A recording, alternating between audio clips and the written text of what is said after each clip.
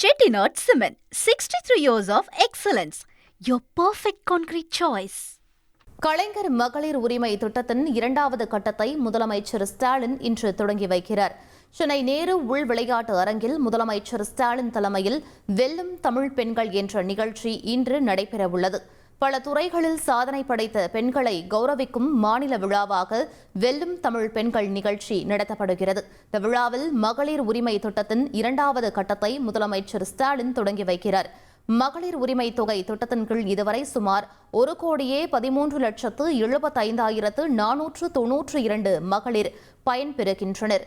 மேலும் 17 முதல் 20 லட்சம் மகளிர்களுக்கு உரிமை தொகை திட்டம் இன்று விரிவாக்கம் செய்யப்பட உள்ளது.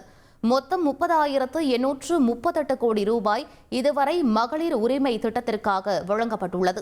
Chettinad Cement, 63 years of excellence. Your perfect concrete choice.